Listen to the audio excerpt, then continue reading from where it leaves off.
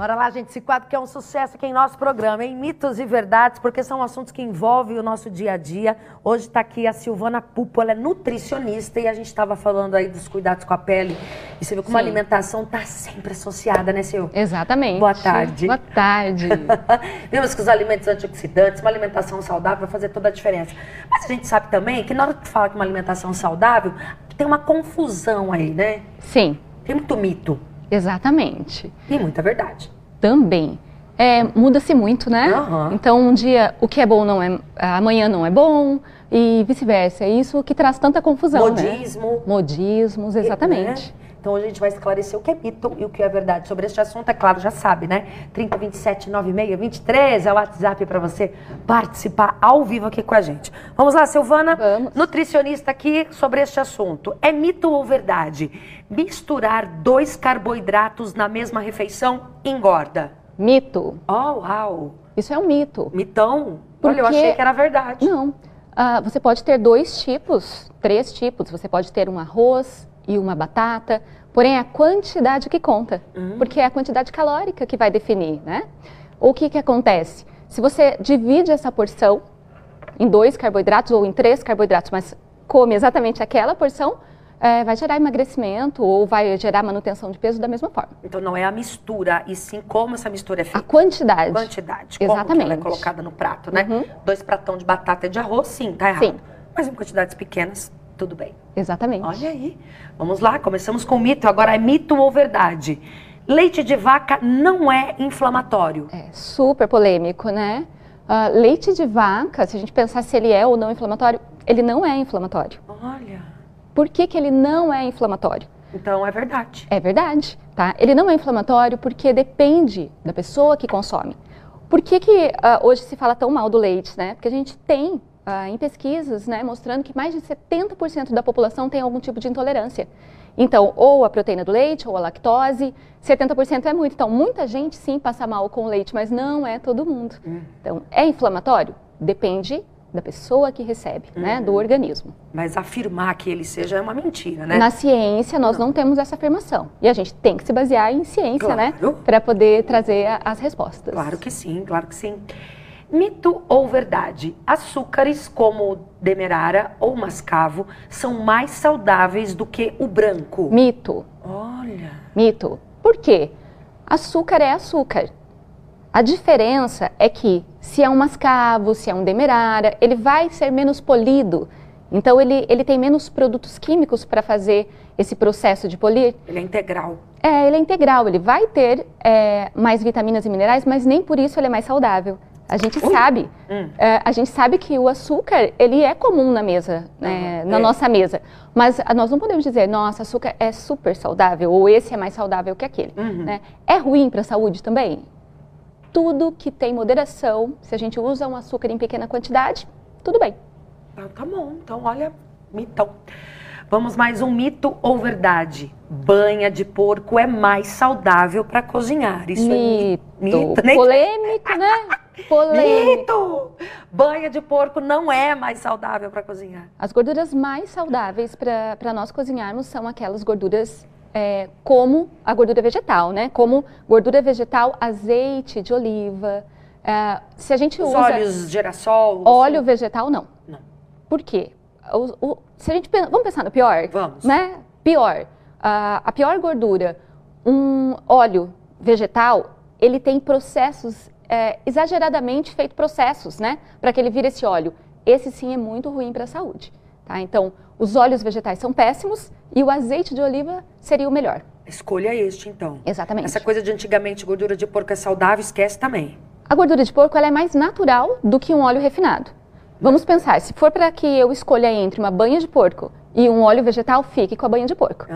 Mas ela não é a melhor, né? Entendi. Escolha o azeite, então, né? Sim. Temos mais um mito ou verdade. Vai participando que a gente está ao vivo no nosso WhatsApp. Fazer exercícios físicos em jejum emagrece mais. Mito. Olha. Mito. Por que é um mito? Depende, o emagrecimento ele depende da ingestão calórica. Então ele depende de tudo que a gente come durante o dia todo. Eu vou fazer exercício em jejum para emagrecer. O controle calórico é quem rege, né, o emagrecimento. Então, fazer exercício em jejum é uma estratégia. Pode estimular mais o emagrecimento? Depende do contexto geral, tá? Muito bem. Temos mais antes das perguntas? Mito ou verdade? Vamos continuar falando sobre este assunto. Perguntas já chegando no 3027-9623. O que é mito ou verdade? O assunto hoje é alimentação saudável aqui. Olha quantas curiosidades. Então, gente, vamos às participações então. Ao vivaço, em 2 horas da tarde, 2 horas em ponto. 3027-9623. A farinha branca realmente faz mal? É bom consumir alimentos sem glúten para emagrecer? É a Beatriz Guzmão, do Jardim Iguaçu, que quer saber. Tá. São 2 perguntas, na verdade, né? A farinha branca realmente faz mal? Faz mal. Por quê? Porque nós temos um produto super refinado, né? E esse produto, ele não vai trazer nenhum benefício. Se eu uso um alimento integral, eu tenho as vitaminas, minerais, esse alimento transforma-se em açúcar mais lentamente, e isso é bom para o organismo. Então, os alimentos brancos, eles fazem mal. Claro que a gente sempre pensa no consumo moderado, eu trabalho muito com esse olhar, né, das pequenas exceções, eu falo que são pequenas e felizes exceções, né, mas num contexto geral, se nós tivermos um consumo diário, é ruim sim para a saúde. E a outra pergunta é a questão do glúten, né, se o glúten é bom consumir alimentos sem glúten para emagrecer? Para emagrecer, nós precisamos ter controle calórico. Olha, essa pergunta sempre volta do glúten. Sempre. Não é o glúten, mas o que você come que tem o glúten. Porém, pessoas que também têm essa tendência a inflamar, sensibilidade ao glúten, ou consomem o glúten em excesso, até porque o glúten está extremamente modificado e aí sim ele vai fazer mal à saúde, né? Então, muitas pessoas que tiram glúten, consomem glúten, né? Não consomem glúten, que retiram da alimentação, acabam por emagrecer. Mas nem sempre é a questão de ser o glúten. Muitas vezes é a questão de retirar as farinhas. É isso. Porque, eu vou consumir alimentos sem glúten, naturalmente eu acabo consumindo menos alimentos à base de farinha. Mais uma participação ao vivo com a gente no WhatsApp. Próxima, essa aqui a gente acabou de responder, né, em relação à farinha branca e ao glúten. Café com óleo de coco acelera o metabolismo? Ele pode ser usado como termogênico antes da atividade física? É o Renan Pereira, do Jardim Imperial. Sério isso? Adoçar o café com óleo de coco? O que a gente tem que observar? Café e óleo de coco. O café é um termogênico, ele acelera o nosso organismo. Então, ele é bom para ser um termogênico, né? Termogênico são os alimentos que aumentam a queima, né? Vamos dizer assim, aumentam o nosso metabolismo. O café é interessante, o óleo de coco, ele nos dá uma energia longa. Por quê? Porque ele tem TCM. Não, ele tem triglicerídeo de cadeia média, que é um tipo de gordura que aceleraria o metabolismo. Porém, o óleo de coco tem só 13% desse TCM. E essa informação, ela vem de uma pesquisa aonde a pesquisadora utilizou TCM puro, 100% de triglicerídeos de cadeia média, que é o nome de uma gordura. Né? Não, pesquisa. Pesquisa. Então, o que acontece? O óleo de coco, ele vai dar uma saciedade maior porque é um óleo. Pode gerar energia para a queima, mas como qualquer outro alimento. Em relação a ser específico o óleo na queima calórica, teria que ser um TCM puro. Olha só, Renan. Cara, vai lá atrás para saber, muito bom. Existe esse TCM, né? Legal. Nas farmácias nós conseguimos comprar o óleo puro. Aí ele teria um efeito maior. Fica essa dica então, Renan. Mais uma participação com a gente agora é da Natália. Beijo, Nath. Natália Silveira, do Jardim Fregadoli. Tenho hipotiroidismo. Opa, volta para minha pergunta. Não li. Tenho hipotiroidismo e fui diagnosticada com intolerância, que tá junto ali, não deu pausa, ao glúten. Existe alguma relação entre essas doenças, o hipotiroidismo com intolerância ao glúten? Existe. Pessoas com hipotiroidismo, elas têm 4 vezes mais chance de desenvolver a sensibilidade ao glúten. E pessoas que têm sensibilidade ao glúten também podem desenvolver hipotiroidismo. Então, qual começa primeiro, né? Não, a gente não tem essa resposta, porque uma coisa pode levar a outra. Então tem relação total. Tem relação total. Ou seja, eu tenho hipotireoidismo e retiro o glúten. Perfeito. Tenho casos na família, vale a prevenção, que é já não consumir o glúten para não desenvolver também o hipotireoidismo, que tem causas multifatoriais. Mas o glúten tem influência sim nessa doença. Olha, boa informação.